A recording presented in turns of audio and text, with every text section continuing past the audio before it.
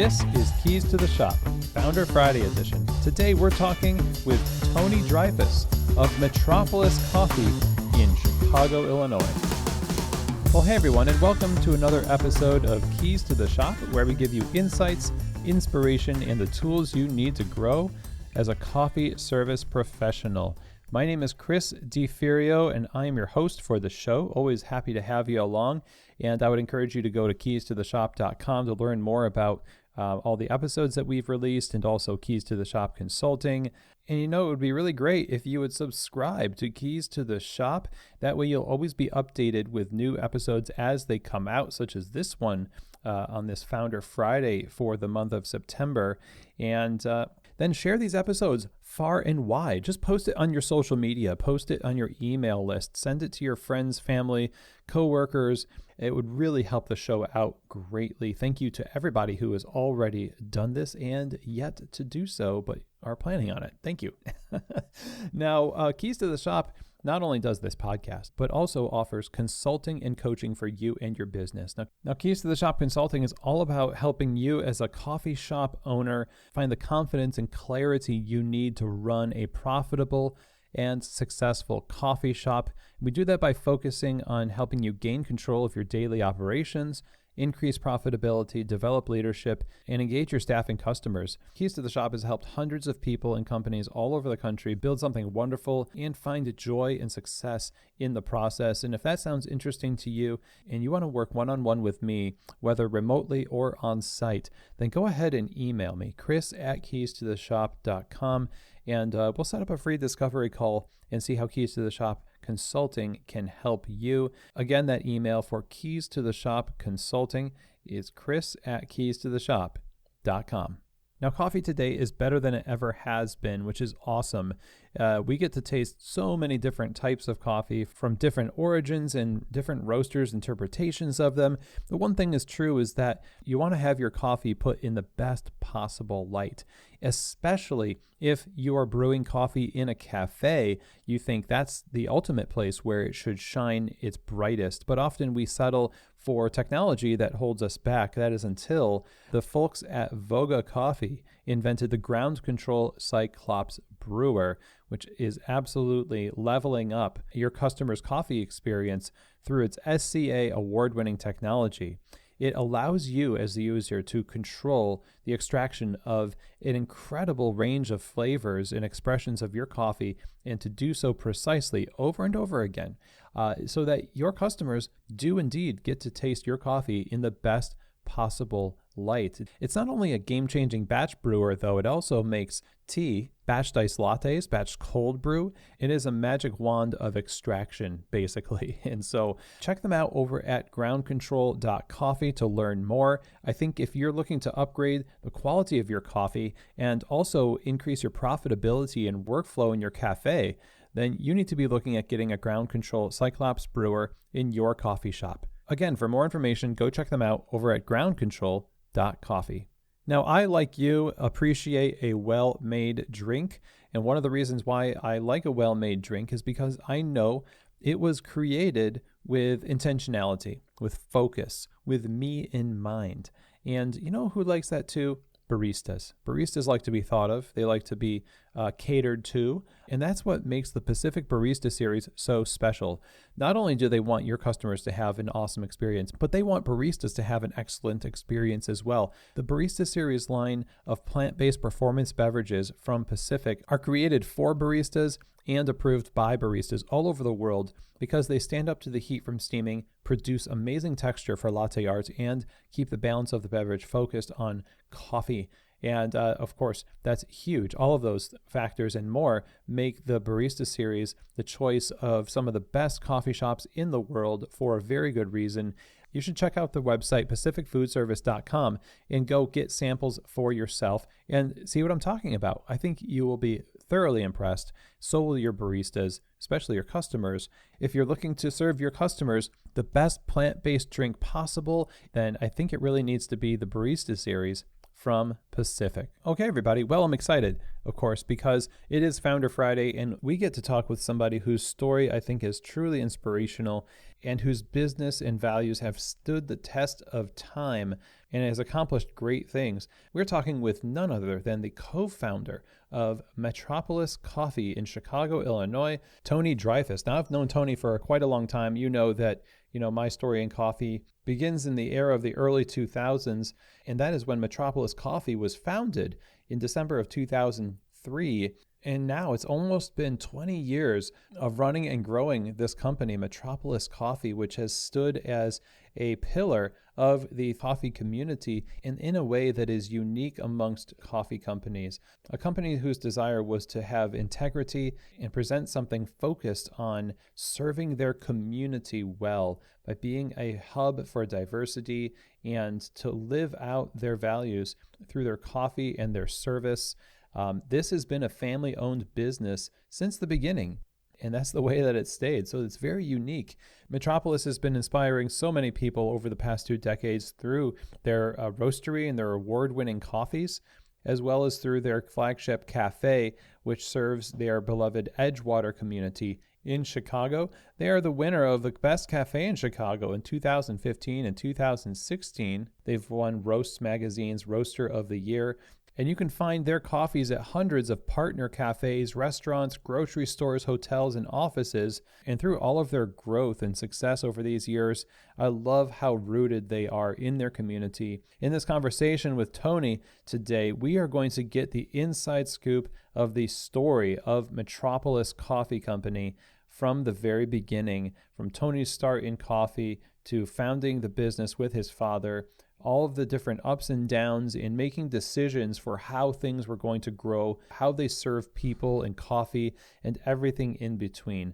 Tony is definitely a real one in the coffee industry, and I'm excited to share the story of Metropolis Coffee with you today. So, without anything else from me, let's get right to it. Here now is my conversation with the co-founder of Metropolis Coffee, Tony Dreyfuss. Well, Tony, welcome to Keys to the Shop. How are you today? Hey, Chris, I'm doing great. Thanks for having me. Yeah, absolutely. We had a bit of a conversation that people will already have listened to when we were at Coffee Fest Chicago. And, I've been wanting to have you on the show for quite a while because Metropolis is one of these foundational companies that has been with coffee ever since the infancy of the third wave. It's been, let's just call it 20 years because it's 2003 that you founded Metropolis, right? True. That's true. So it's really cool to have you on the show, and we've been in the same community for quite a long time. So let's talk about this a little bit. We have a lot of ground to cover in 2 decades. When you started Metropolis, as I mentioned, it was in the beginning of the third wave movement, coffee movement. So what was your experience with coffee like in those days before, let's say before Metropolis opened, and how did that become more than a drink for you? Yeah, thanks again for having me on the show. It's really an honor to be on it. I've known you a very long time. I'm a big fan of what you do, and I'm tickled to be on the show. So I grew up, my mom would drink coffee. She made it in some kind of like a sock type device, I think from South America, where she'd put the grounds in the sock and then dip it in water. It was like a tea bag for coffee. I think she learned it in Oh, wow. Argentina. And she'd pour me little tastes with milk and sugar. And, I always, of course, what's not to like, right? Coffee with milk and sugar. I grew up, in high school, I'd hang out with my friends in the diners all night and we'd drink coffee. They had a rule you had to order food, so we'd order like one egg or, a plate of fries or something. And, we'd just drink diner cups full of coffee and pots, the never ending pots of coffee at the IHOP and Perkins all night. And later on, I got into college and I started drinking coffee a little more for, I guess, more like the medicinal.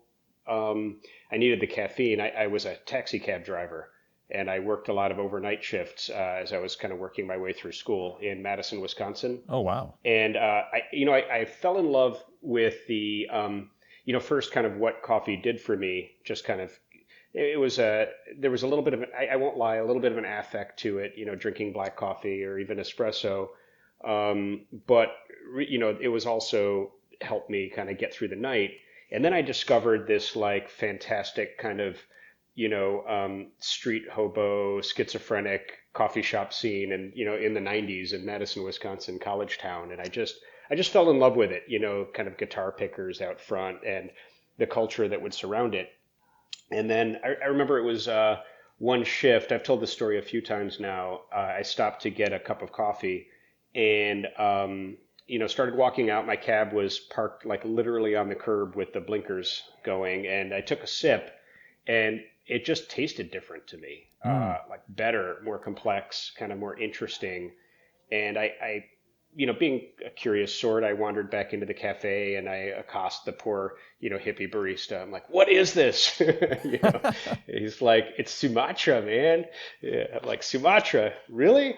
And suddenly it just felt like exotic and complex, and it was interesting, culinarily interesting, which it hadn't been before to me.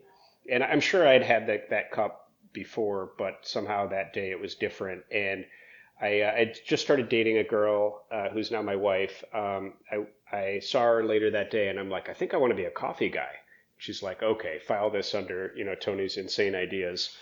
But I kind of kept with it, and that's how I became interested in coffee, I guess, as more than a drink.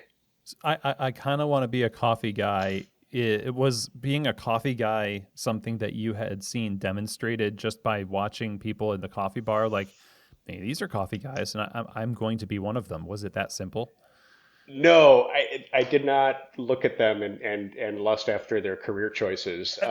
These were like college kids. But I thought, I was more interested in the people that owned those spaces and created kind of a space where humanity could converge in its own way. And also that was brewing up this, whatever this elixir was. I think it was less so the people, maybe working the shifts and more the people that had created the culture around it. Okay, and so how did you go about sort of investigating that layer of the business owner's world? Well, so remember, this is like the mid '90s, so internet basically non-existent. But I learned pretty quickly that a lot of what was happening in coffee was happening on the West Coast. And I was getting ready to graduate from college, and my girlfriend too, and we made a decision to move to the West Coast together.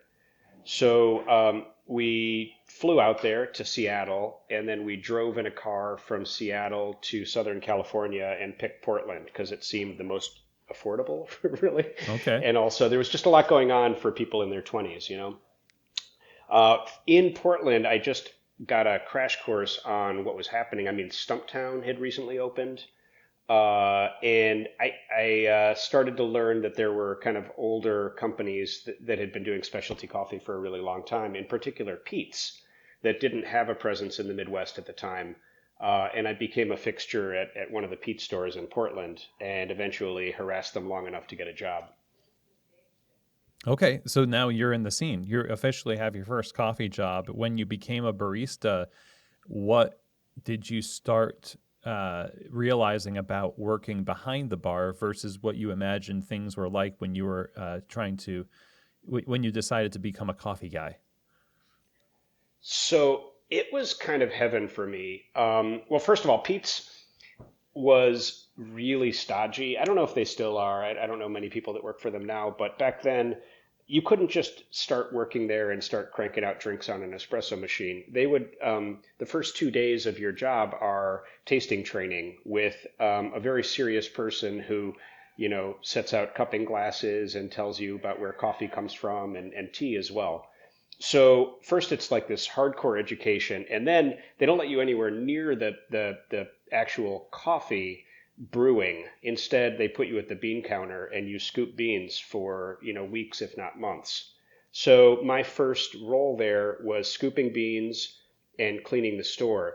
And it really appealed to me for a few reasons. One, it felt very foundational to me, like I was learning the right way. And two, it was like this blend of um, physical, creative, and intellectual all at once. So the physical, I was like physically scooping beans, cleaning the store, lifting chairs. Emotional, I was interacting with guests and hopefully lining them up with coffees that would make them happy. And there was this intellectual where I was really starting to understand and learn more and more about coffee. So it felt like nirvana to me, honestly, and to be in the middle of kind of the community surrounding it. The pseudo intellectuals sitting around chatting about Plato and so on and so forth. It was great, and it felt like like I'd found a secret door to a secret world. Oh, that I totally vibe with that. Yeah, it's similar to some of my experiences early on, and I'm curious about how you mentioned this phrase. I felt like I was learning the right way. Now, in my time in coffee, I'm sure in yours, you've heard a lot of people be frustrated at their lack of advancement in coffee, maybe disillusioned that they weren't doing the things that they saw other people doing because they were doing maybe menial tasks in the beginning, and so the perspective to have right out of the gate that, hey, I'm doing these menial tasks. I'm stacking chairs. I'm scooping beans, but it feels right. Where does that come from for you? What is that perspective? Is that something you cultivated just in other areas of life? Well, I think I probably watched The Karate Kid like 75 times when I was a kid. Paint the fence, wax the car, wax on, wax off. No, so when I was 16, this is, not necessarily where it comes from, but maybe it is. My dad had been studying Japanese, and I had a trip planned to Japan that summer to live with a homestay family in Sapporo. And my dad sat down and taught me kind of what he knew about Japanese. And I watched him learn Japanese, and then every year he would start at the beginning again. And there was something, really kind of basic about that. But I think when I was thinking about my role at Pete's, I was actually had the opportunity to take a shift leader role instead of a cashier role, right out of the gate. And I picked sort of the entry level job because I felt like what I was signing up for was more like an apprenticeship. I recognized that I didn't really know much or anything, and I just wanted to learn it all in the way that they had to teach it to me. So I don't think it's any sort of like, humility or anything. It was really more like I wanted to learn what they had to teach. Got it. Got it. So now you're a shift leader at Pete's. You're in Nirvana, and Oh no, I was not a shift leader for a long time. oh, okay. Yeah, I signed up for the most, entry level job they had. Right. Well, you eventually did more than just the entry level job. And you had to at some point come to a realization that you wanted to go beyond just working in coffee. And now, what did you do between this first job at Pete's and coming to the realization that you wanted to start your own business and really starting to take action on that? So honestly, when I started working at Pete's, I already had it in my mind that eventually I wanted to have my own business. So maybe that sort of informed the way that I thought about, kind of the menial or entry level stuff.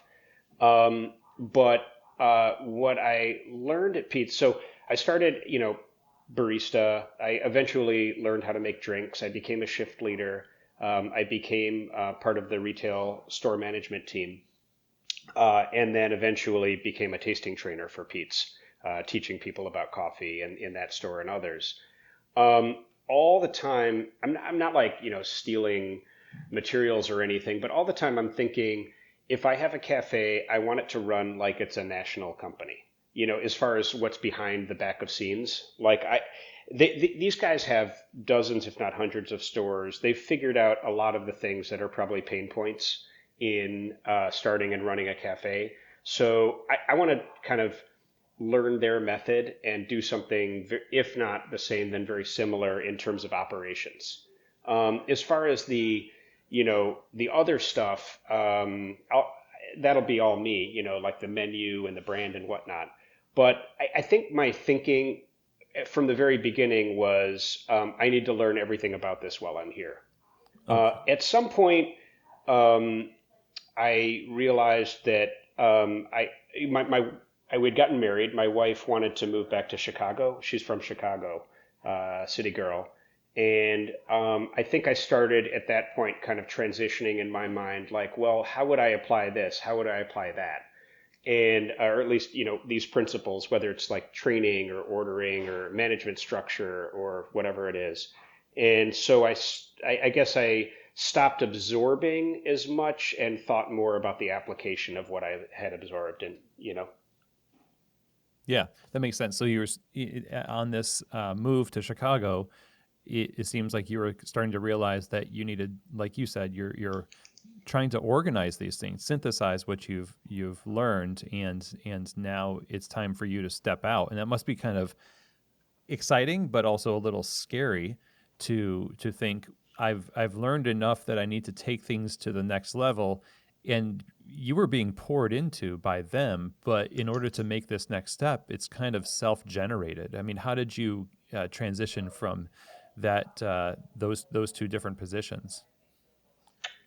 I've always really been self-generated, so that was not so much an issue for me. Um, I think that I had so much more to learn, but that quote from Mark Twain, I think, where if you have an equal measure of confidence and ignorance, you can't help but succeed. Oh, I've never heard I that. feel like that it's like my favorite quote. Uh, I feel like that's kind of how I left things at Pete's. Looking back, I wish I had had more time because there was so much more to learn, in particular around retail store management. I started to put the pieces together slowly. It took a couple of years post Pete's to, actually open. Okay, so let's talk about the opening of Metropolis. What went into the development of the brand and the eventual opening of the shop? How did that happen? It's a very, I'm sure, very involved, long answer to a question like that. But simply put, it's a family business. Me and my dad. I went out to Seattle and met my dad at Coffee Fest, and we had no plan to open a business together, but we wound up opening or buying a coffee roaster at Coffee Fest. So our first decision was A, to go into business together, and B, that we were going to be a roaster. We had not decided to be a coffee shop yet at that point. Mm. Then I went back to Chicago. I was living in Chicago, and he was living in Seattle at the time. And, we took a lot of inspiration from a lot of what was going on in kind of more interesting coffee on Capitol Hill in Seattle. Businesses like Cafe Vita and Vivace, and then what was just starting to happen in Chicago with, well, not starting at that point, but Intelligentsia and obviously Stumptown and Portland, where it felt like there were these brands. They were wildly divergent from each other. They were all kind of doing their own thing. I mean, you take a brand like Bauhaus Coffee in Seattle, Hmm. and you compare that with something like Vita, with that was more kind of shredder metal. It was piercings and everything, and it was just like it felt like we could be ourselves. We picked the name Metropolis off a long list that my dad generated. He's an amazing name generator. If you ever need a name for anything, ask him to make you a list. He's a I linguist, though, mean, right? he's a linguist. He speaks a number of different languages. My mom too. So we had this long list of names, and Metropolis just really called out to me. I studied philosophy, so it's philosophically interesting, and felt like it really matches up with the way that I think about the city of Chicago as a collection of neighborhoods. And it felt like it wasn't too specific to Chicago where it might travel well, and it just had some I don't know, some gravity to it. So we picked that, and we drew from our kind of love for, I guess you'd say, like Deco and Nouveau architecture, a little touch of the absurd with some of the original design stuff that we had. and kind of launched as a idiosyncratic family interest brand. Okay, so how does that work starting a coffee shop with your father or a roasting company with your father? I mean, people start with business with family all the time, and sometimes it works, sometimes it doesn't. I mean, how did you make it work in the, build out and then launching of this business? It's a constant process. It's so hard to work with family, but it's like you can't throw them away, they can't throw you away, so you have to work it out, and then in a good way, right? Like tested by fire. So, uh, and he and I are both strong personalities, and in some ways we're night and day to each other. In some ways we completely agree on everything, and we share a sense of humor, and we have ways to kind of work it out. But I would be absolutely lying if I said every day is a joy. I mean, some days were just, I wanted to leave and never come back, and I'm sure he felt the same. But I think, we were kind of tested by metal a little bit in that way. And at some point, you start to kind of slide into roles and responsibilities that suit you, so that you don't have to argue about the same stuff every day. You can argue about new stuff instead. Oh, good. Yeah. Or, like my dad had 20 years experience operating a small business. I had 0 years experience operating a small business. So I learned to defer to him on a lot of business decisions. And I came from, retail store management, and I had been trained on, on a lot of stuff around coffee and whatnot, and he learned to defer to me on some of that stuff. And so I guess it's a learning process. It's like Hmm. learning balance. That's interesting. I can only imagine, like, the first thing you say when you say he had 20 years of experience operating a business and you didn't have any. It is like the first thing that comes to mind is what happens when you have to defer to just gut instinct and not experience necessarily. So it is like, well, he's got all this experience, but then the industry is doing this thing and this thing, and it kind of flies in the face of some of the instinct that you both bring to the table. I mean, how do you balance taking risks with what's happening now versus the wisdom of experience that you have from the past? That is such an interesting question. Um, I think that, so first of all, my dad uniquely is a very gut instinct kind of person. But what I think kept coming up over and over and over again is that the industry was going in a direction. And I frequently made the case that we should head in that similar direction, maybe not the same, but similar. And my dad frequently would make the case that we should stick to fundamentals, right? And I think we were both right. So I think in a lot of ways, you have to grow, change, and innovate. But following an industry doesn't differentiate your business, and it doesn't. There's not necessarily a strong business case for it if you're not differentiated. And my dad always made the case for being a strong business. And I think I've learned a lot from him over the years about sticking to the fundamentals. Things like it begins with a sale. Things that I didn't want to hear. Instead I wanted to try what was new or what other people were working on. And I think I learned that we were both right though. He's not risk averse, nor am I. But the risks that you take have to be built on a foundation of strong business principle in a way, even with gut instinct. So you're constantly in this process of kind of holding yourself back from certain assumptions that you have that you really believe in, just to kind of give context to it and make some well informed and decisions that don't necessarily just are not based only on gut instinct, but sort of a synthesis of those basics with opportunity. Yeah. No, that's right. My dad comes from a perspective of doubt. Kind of like Socrates, maybe, where your first instinct is to question, and I think that's smart. Because once you push it around a little bit, worst case scenario, you throw it away. Best case scenario, the idea gets stronger and better. So by saying that, how is that going to work? That's not going to work. It's frustrating, right? You're like, it's going to work. Yeah. And you kind of want it to be simple and easy like that and for the conversation to be over.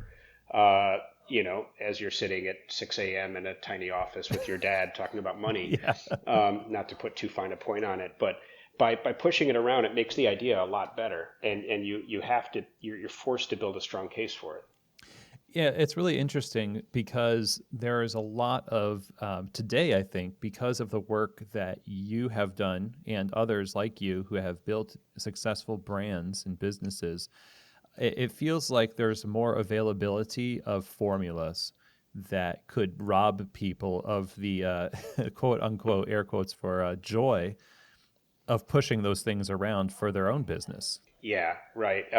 Pro forma business, right? Exactly. And so it feels like you maybe have, in the process of pushing things around and going through the hard times, it created a stronger business because of it. And if you had simply started a franchise, for example, and it was a turnkey operation, it wouldn't have yielded the same results. Maybe not in the same way. I think, every business is unique, of course, franchise or independent. Well, let me kind of go back a little bit here and ask about the practical steps that were taken in the founding of the business when you got your first space for being a roaster.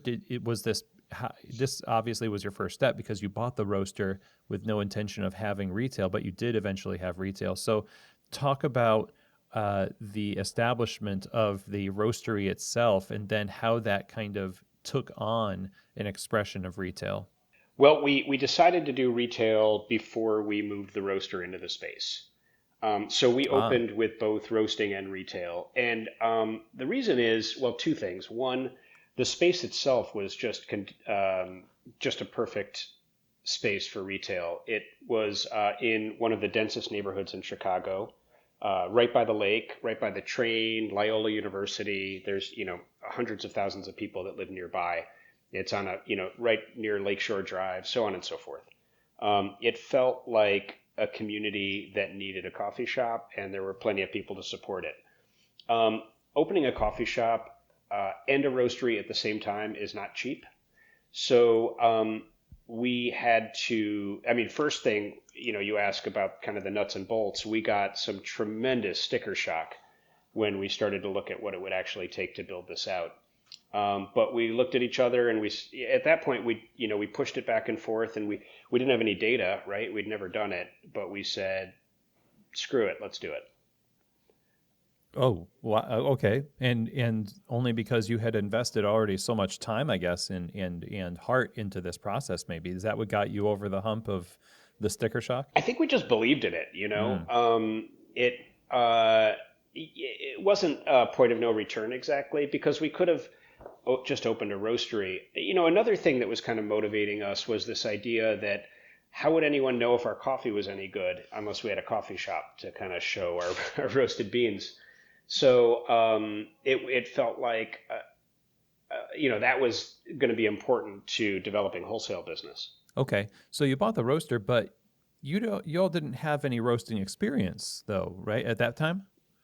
Well, no, that's not altogether true. Oh, My dad had apprentice roasted sort of informally at Cafe Vita with their former head of coffee, a guy named Dan Donahue. So my dad was invited into the back room. He was a regular while he was a professor of Indonesian language at the UW in Seattle. He made friends with their head of coffee. And he got invited in the back and he started doing cuppings. And then he got like a little bit of experience learning roasting on Probots, like vintage Probots. During that time, he met some other people like he met David Schomer. He met Marty Curtis. A bunch of kind of old school industry people who taught him, a little bit about roasting and about roasters. When we bought the roaster, we bought a Diedrich from Coffee Fest, and we did a 3-day course at Diedrich in Idaho, Sandpoint, Idaho, with is it Stephen? I think Stephen Diedrich. Wow, excellent. What a great experience. Now that you've got this space and you've got the roastery, you've got the cafe, I mean, what was the expression of your coffee at that time in 2003? Describe your portfolio and your approach to serving and roasting? Wow. I have to go in the Wayback Machine. Coming from Pete's, I definitely did a lot of dark roasts. Coming from Seattle and working with Dan Donahue at Cafe Vita at the time, we also did quite a few light roasts. So I think we had 6 blends.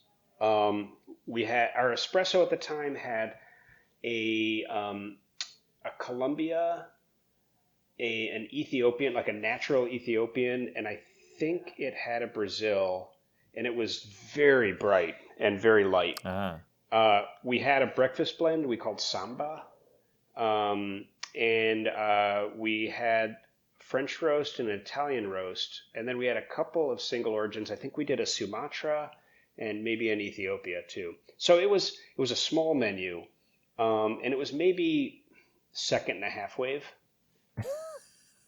Is that a thing? well, explain that a little bit.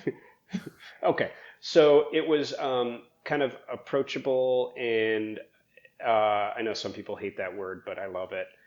In the way that, and comfortable in the way that, like, Starbucks or Pete's would be, just sort of that like caramely flavor, darker, more coffees from like Central and South America. But then it was also our espresso blend was like pop the fillings out of your mouth bright. Uh-huh. And funky. It had that like cherry from the Colombia and the blueberry from the Ethiopia and the peanuts from. It was a very bizarre blend. So yeah, I guess somewhere in between. Okay, yeah. So the third wave in that time, that was the enamel stripping standard for espresso. It was very much a pendulum swing in an extreme direction away from what I imagine you were serving at Pete's.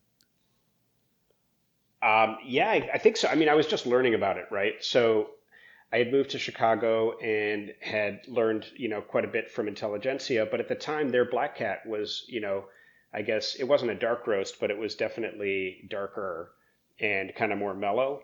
But I had seen with Hairbender in Portland what Stumptown had been doing, and it was a different thing. Mm-hmm.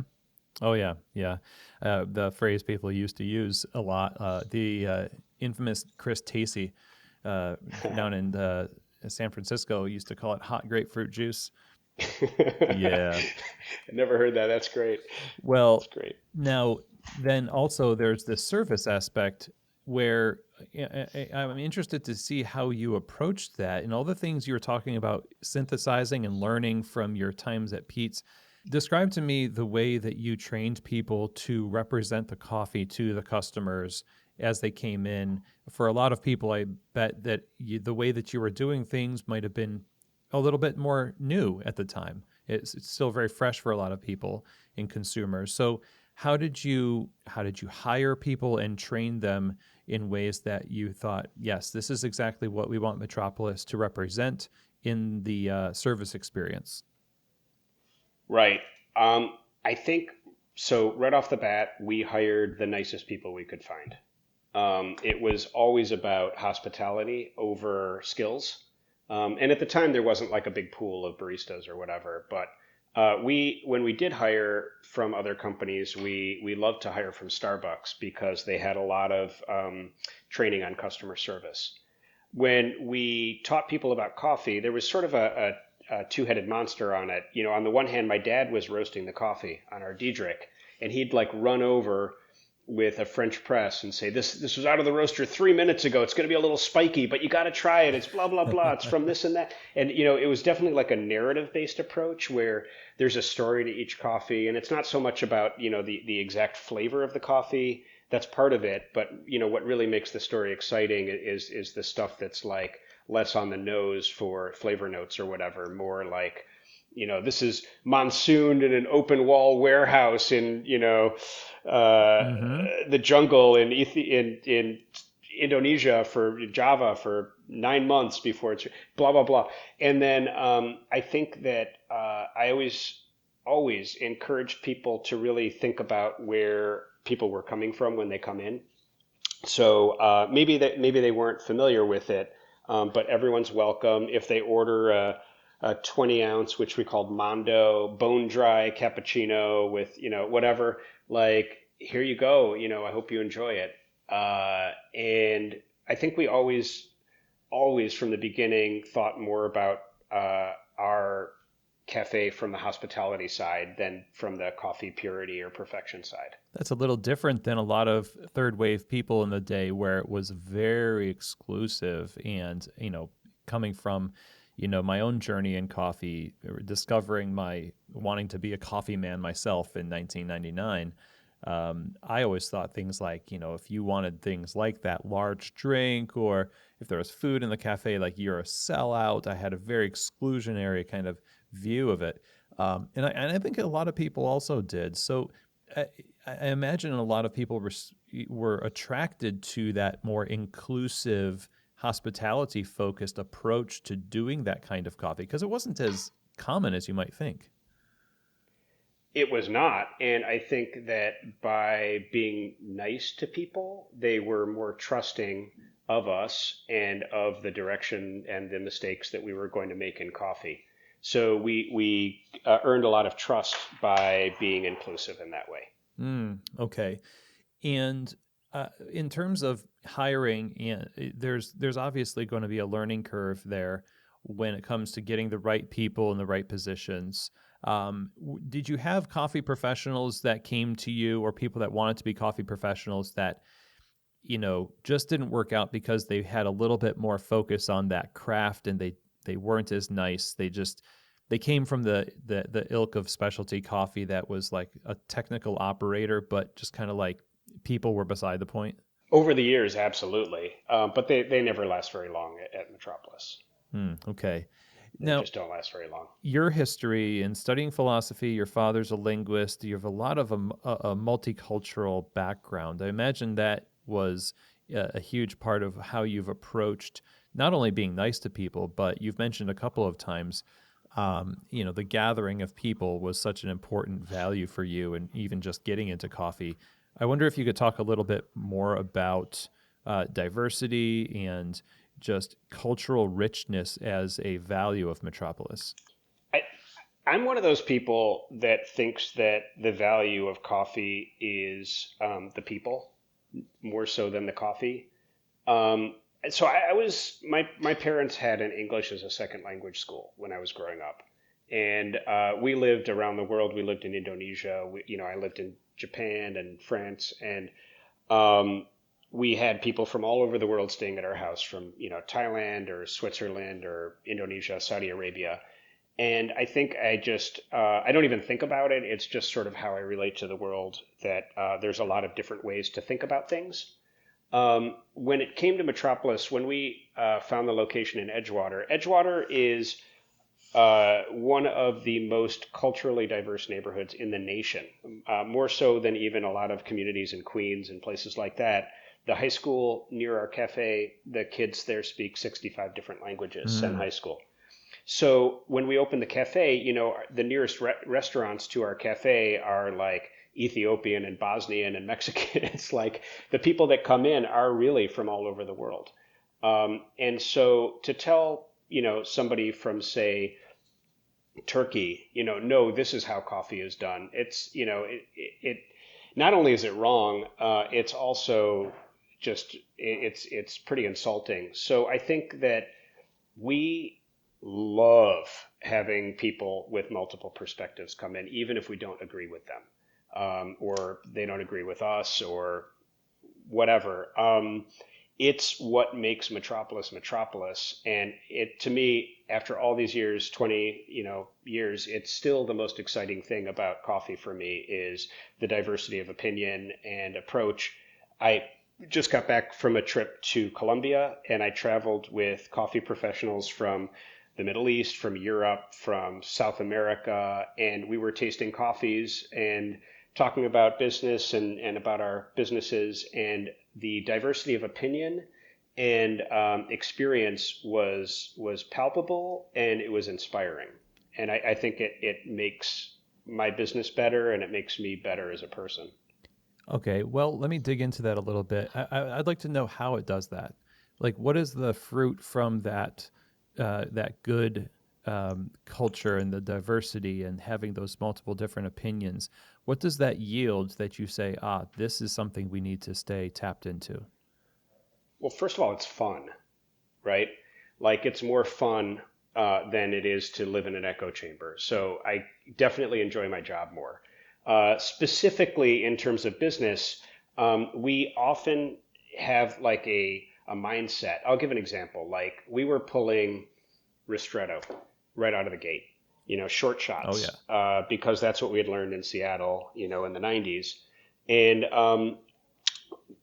I had a customer from Spain, from Valencia. He was an older guy. He was a hairdresser at like a real nice place. And he would come in. He's like, Tony, why do you make the espresso so little? And I'm like, well, that's how it's supposed to be done, Right. Jose. That's the good stuff. And he's like, bullshit. There's a clean Yeah. podcast. Sorry. He's like, bull. That's not how you do it. In Spain, they pull it twice as long, maybe three times as long. And I said, is that how you want it? And he said, yeah. So I pulled it longer and I tasted it and I'm like, oh, this is really good. So then we had on the menu Ristretto, Lungo, and Jose. So Jose was the extra Lungo. I mean, it's a small example, but when you start to listen and become empathetic to the people that actually, support your business, your business does better. Versus your peers. Because that's a Correct. huge thing, right? Was there ever this worry like, oh, we've got the Lungo and the Jose, but the people that we originally learned from, maybe the people that are representative of this wave of coffee right now, would sneer at that. I mean, did you worry about that at all? And not only did I worry about it, I succumbed to it personally and professionally. I regret it. So there was a period of time when we had gotten some acclaim, we had won some awards, and felt like we were something more than just our own business. We felt like we had to be a third wave coffee company, and I've since ditched the term third wave personally, Mm-hmm. by the way. But and so we did a lot of things that I really regret that were not only bad for business. They just feel kind of gross now. Like I got rid of dark roast coffee. Why'd I get rid of dark roast coffee? Well, Chris, it's wrong. Well, why is it wrong? Because it's burning the coffee.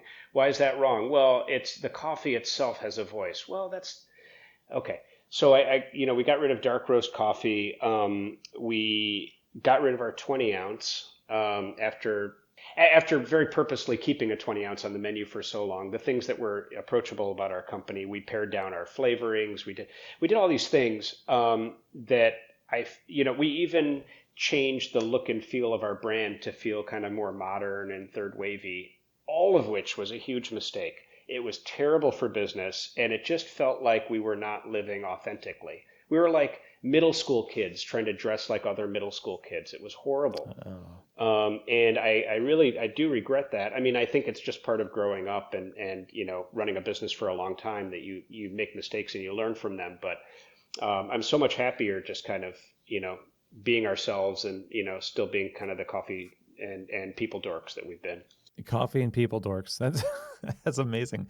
And I feel that for sure. There's that social pressure that wants to, invade what is good and wholesome and rooted with, saying, well, don't you want to, like reaffirm yourself in the community? Don't you want to, pay your dues and all that stuff? And to your point about middle school, I mean, that's probably why we all had like backwards jerseys on with crisscross and like Jinkos and I'm like, Yeah, well, yeah, of course I'm going to do that because I'm an individual. Um, right. I got to express my individuality by dressing like everybody else. yeah, exactly. So let me ask then, when you made those decisions to do it, and at some level, making a decision to do something like that feels in the moment like, yes, this is the right decision to do because you are kind of succumbing to that. At what point did you walk any of that back? Yeah, we changed back on a lot of those decisions that we made. We have a 20 ounce at the cafe. We roast dark roast. We added more, items that I know that people love. We're near a college campus. To not have a blended iced, frappe-ish type drink is a crime. Um, so I don't think we walked them back like with a big speech or press release. We just started changing Hmm. back in some ways. In some ways, you do learn and grow. I'm trying to think of a great example of it right now, but yeah, I guess walk it back more in terms of actions than words. I think I've definitely learned um, don't like release a press release every time I have a philosophical idea. I'll tell you that. Yeah. It's better to just kind of walk it out and be consistent and have people see the difference rather than just kind of blow a lot of hot air about it, right? Exactly. Yeah. So why have you not opened more stores? A number of reasons. First and foremost, we know that opening stores is really hard and very distracting and very expensive.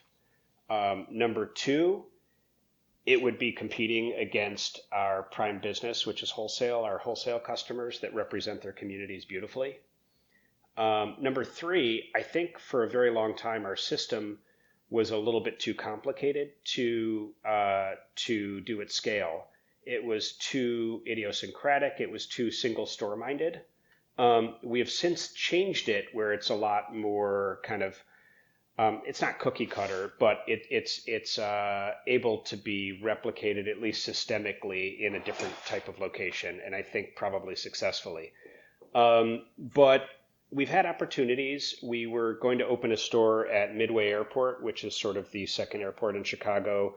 Uh, and we won the bid, but the mayor changed the plan, and so they took all the winning bids off the table. We had a couple partnership ideas where we were going to open a store in other parts of the city, and we changed our mind. We are actually planning to open our first second cafe at O'Hare Airport later this year Oh, wow. with a partner. Yeah.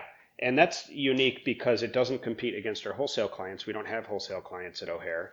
And also, I think it's great because, you arrive in Chicago and there's where Metropolis, there we are.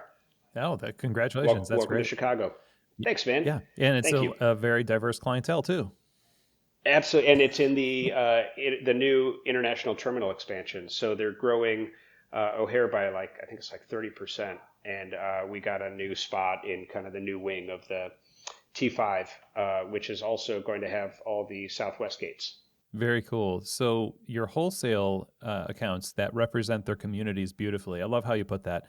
Um, and so when you have these strong values that it sort of frame your actions with the company for these past 20 years, you want to pass on those values also to your wholesale clients. When they take your coffee on, when you get a wholesale client, what goes into sort of helping them use your coffee well, but also do you get to infuse some of this into that relationship?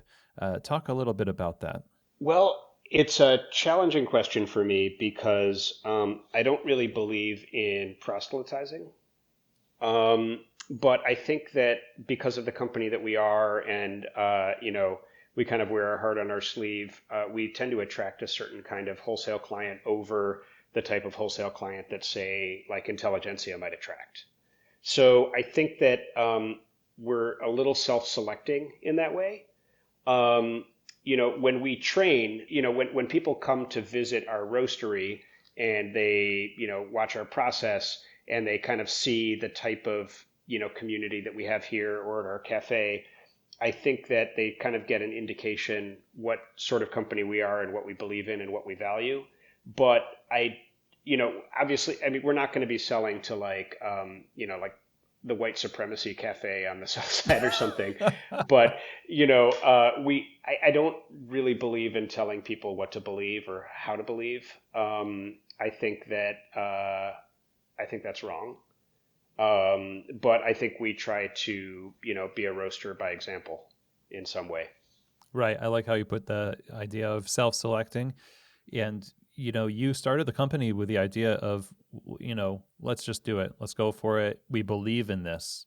And by walking it out, you obeyed somewhat of a palatable or almost tangible feeling of it's going to work out. In that similar way, like culture that you've developed over these years is some tangible element that people can take, and it helps motivate them to speak certain ways or value certain things. And so that's, at least to me, how it can work by example, and it's so powerful. So that you just said, I've learned not to give press releases with every philosophical change.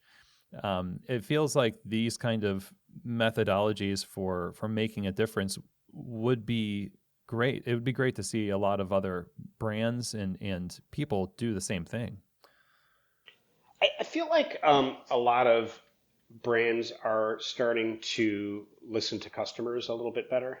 It feels like maybe we're coming back from the fringes a little bit in specialty coffee. Mm-hmm. I see more kind of mainstream when uh, roasters are starting to do things like instant coffee, where you're starting to see specialty coffee in places that maybe it hadn't been before, like gas stations, that might have been kind of the moral outrage of the industry might have spoken up. I think that bodes well. So what is it that has caused us to sort of walk back our own collective decisions to be kind of exclusionary, and then now apparently we're starting to we do have a lot more people doing dark roasted coffees. We have a lot more people putting out blends, like you mentioned, instant coffee and the different iterations of coffee. What do you think's behind that? Well, I think we ran out of customers. Honestly, people always say, "Oh, specialty is growing," but I think the very sort of top shelf, nuance, flavor, blah blah blah. Pick your word for it. Ran out of customers, and meanwhile, everybody and their sister was opening a roastery in every primary, secondary, and tertiary city in the country, and also every place in between. And we were all competing for the same shops. And I think that it just sort of shook out that there's not enough of them. There's not enough customers. And so we, as an industry, realized we need to find and attract more people. And we're not necessarily going to convince them that the coffee that they drink that's convenient and delicious to them is wrong. So maybe we need to make the products and the coffees that they're already drinking. That's excellent. Spoken as a true coffee and people dork. Yeah. Well, I have a final question for you, I think. Actually, I really want to ask you about, I feel like we've been talking about it. You've gotten to see so much of the industry over the past 20 years. You've been, knee deep in everything that's been going on. As we all have a much more connected industry, we're talking a lot about subjects that we hadn't been talking about before in that first 10 years of specialty, or at least it feels like there's more voices involved. So there's a lot of issues that we're all constantly aware of because of marketing and these different channels. So it's hard to know exactly which ones might be the most important ones. And now for you personally, as you see this, what do you think from your perspective are the most important issues facing like coffee, like capital C industry coffee right now? Unequivocally, climate change. Hmm. It's affecting everything. It's affecting the rains in the dry season. It's affecting yield. There's all kinds of bizarre things going on. I was opening coffee cherries in Colombia that looked perfectly formed, but only one seed was formed. And it's not going anywhere. It's not getting any easier. It will affect supply. It will affect the types of varietals and the processing. And it's existential for producers. So without question, I believe number one biggest issue is climate change. It's hard to say what the most important issues facing coffee right now, from my perspective.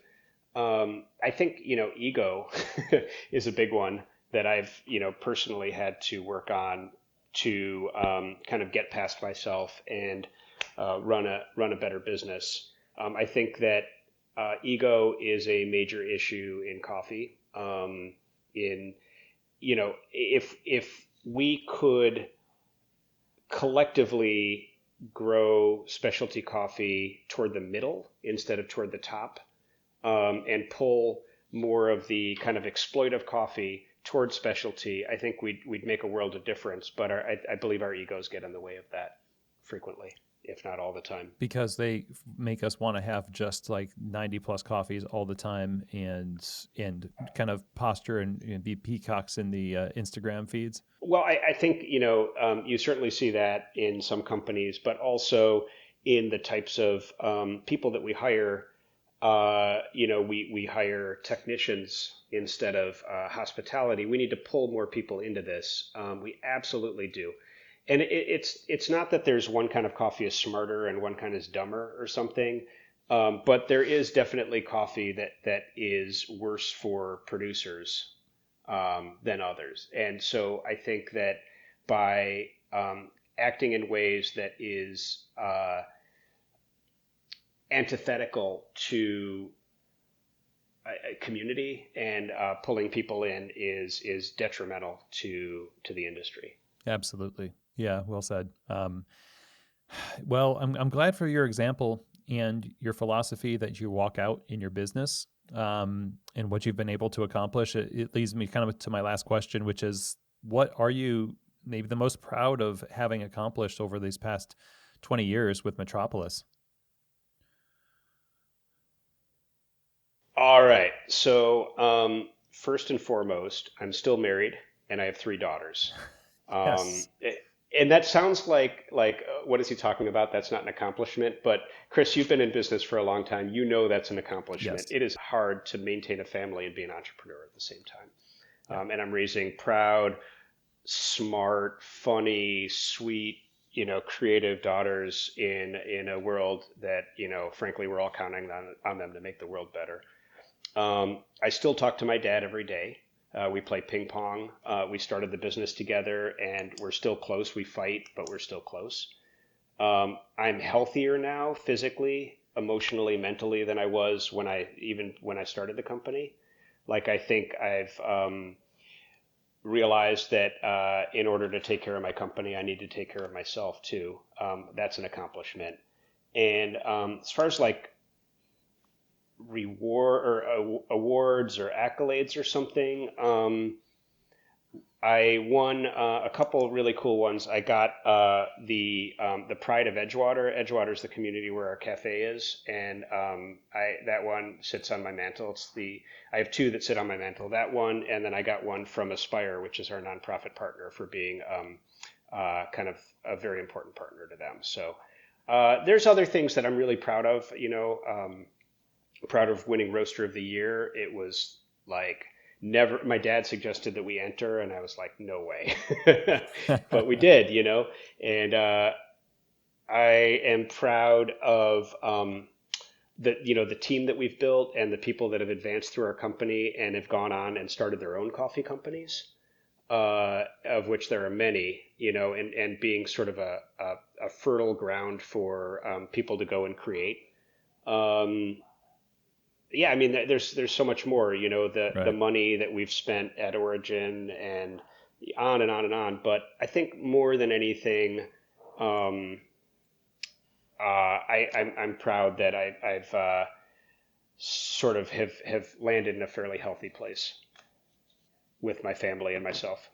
It is quite an accomplishment. Yeah, you are absolutely right. And, to your point also about, with the community and the team that you've built, you landing in a healthy place is a great accomplishment, but also creating a healthy place for other people and helping, your community through your company the ripple effects of that, you're not going to ever know just how much that impacts, but the integrity of your operations produces a ton of fruit. And again, I'm just really thankful to have an opportunity to talk to you, to know you, and for Metropolis and what you've been able to accomplish. So kudos to you, Tony. Thank you.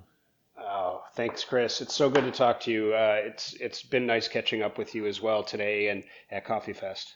Yeah, absolutely. Tell us where we can find more information about Metropolis, buy your coffee, and visit you when we're in the area. Got it. So we're on the FBI's Most Wanted poster at the grocery store and at the post office. No, I'm just kidding. Metropoliscoffee.com is a good sort of starting place. You can find us on Instagram at Metropolis Coffee Co. Just stop on by. Our roastery is open. We have a factory store here, and our cafe is on the far northeast side of Chicago near Loyola and the Granville Red Line Station. Excellent. Thank you so much, Tony. Yeah, take care, Chris. So long, man. Okay, everybody. Well, I hope that you enjoyed that episode. And I think one of the most striking things about this story, I mentioned in the beginning, the rootedness of Tony and his, philosophy on coffee and people and service, and et cetera. Those decisions that they made to, try to be a little bit more, third wavy and cool or whatever, that actually ended up, not being favorable for their customers. That they recognized that, and they walked it back over time, and they recognized that, the heart of this business is the people. And we need to make sure that that's always part of, who we are as we grow.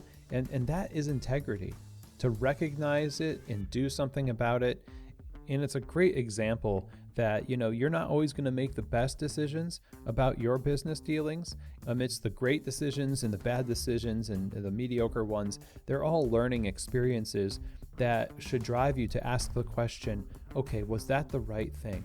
And if yes, let's keep going. If not, what do we do to fix that? And I think we could do with more of that type of example in the coffee industry. And so a huge thank you to Tony for joining us on the show. Of course, if you want to learn more about Metropolis Coffee and order their coffee for yourself, go to their website, metropoliscoffee.com. And you can also follow them on Instagram. The handle there is at Metropolis Coffee Co. And again, thank you very much, Tony, for being our guest today. Now, if you have any questions, comments, or feedback about today's episode or any other episode of Keys to the Shop, feel free to email me. Chris@keysToTheShop.com is where you can do that. And you can also reach out there to that email if you want to set up a free discovery call about Keys to the Shop consulting, working with me one-on-one to help you improve your business or get your business started off on the right foot. Go ahead and email me, Chris@KeysToTheShop.com. And with that, that is the end of our show today, everybody. Again, I hope you enjoyed this Founder Friday with Tony Dreyfuss of Metropolis Coffee. Have an amazing day. And as always, I hope that this episode has truly given you keys to the shop.